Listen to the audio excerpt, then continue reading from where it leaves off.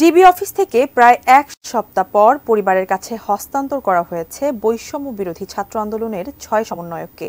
মুক্ত হয়েই সামাজিক যোগাযোগ মাধ্যম ফেসবুকে স্ট্যাটাস দিয়েছেন সাম্প্রতিক সময়ের সবচেয়ে আলোচিত এই আন্দোলনের অন্যতম সমন্বয়ক সার্জিস আলম। তিনি এই স্ট্যাটাসের মাধ্যমে পরবর্তী কর্মসূচির ঘোষণাও দিয়েছেন। ডিবি অফিস থেকে বেরিয়েই কি বার্তা দিলেন তিনি, জানাচ্ছেন শেখ ফরিদ। গণগ্রেপ্তার, জুলুম, নির্যাতন বন্ধ না হলে লড়াই চলবে বলে ঘোষণা দিয়েছেন বৈষম্য বিরোধী ছাত্র আন্দোলনের অন্যতম সমন্বয়ক সার্জিস আলম। ১ আগস্ট নিজের ফেসবুক আইডিতে দেওয়া এক পোস্টে এই ঘোষণা দেন তিনি।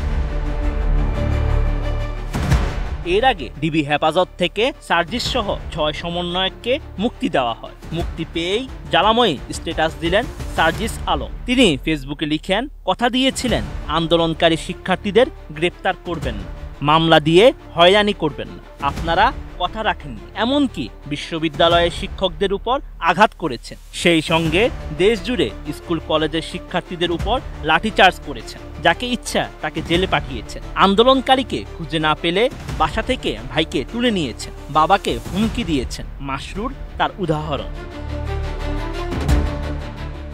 সার্জিস আরও লিখেছেন, যারা একটিবারের জন্য এই আন্দোলনে এসেছেন তারা শান্তিতে ঘুমাতে পারেন না, গ্রেপ্তারের ভয়ে থাকে। এমন অনেকেই আছে যাদের পরিবার এখনো তাদের খোঁজ পায়নি। এমন তো হওয়া উচিত ছিল না। কোথায় মহাখালীর সেতু ভবন আর কোথায় জাহাঙ্গীরনগর বিশ্ববিদ্যালয়? অথচ আপনারা জাহাঙ্গীরনগর বিশ্ববিদ্যালয়ের সমন্বয়ক আরিফ সোহেলকে মহাখালীর সেতু ভবনে হামলার জন্য গ্রেপ্তার করে রিমান্ডে নিলেন।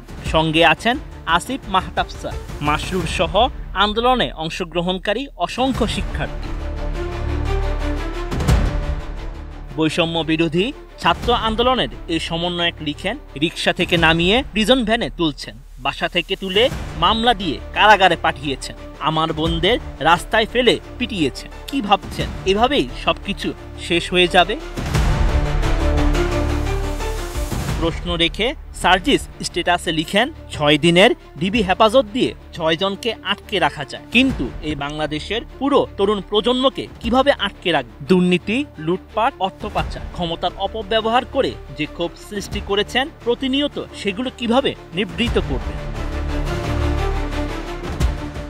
পুলিশদের উদ্দেশ্যে সার্জিস লিখেন, এদেশের মানুষের ক্ষোভ আপনাদের উপর নয়, এই ক্ষোভ আপনার গায়ের ওই পোশাকটার উপর, যে পোশাকটাকে ইউজ করে বছরের পর বছর আপনাদের দিয়ে এদেশের অসংখ্য মানুষকে দমন পীড়ন করা হয়েছে, অত্যাচার নির্যাতন করা হয়েছে, জেল আর আদালতের প্রাঙ্গণে চক্কর কাটানো হয়েছে। ওই পোশাকটা ছেড়ে আসুন আমাদের সাথে, বুকে টেনে নেব।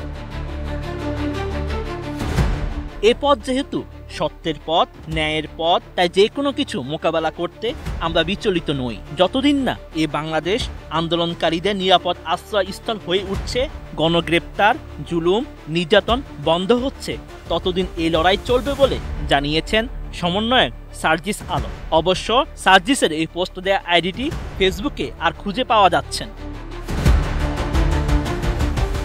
Sheikh Farid, ATN news. Shea butter ও ভিটামিন ই সমৃদ্ধ lily glam beauty soap. Lily, always beautiful.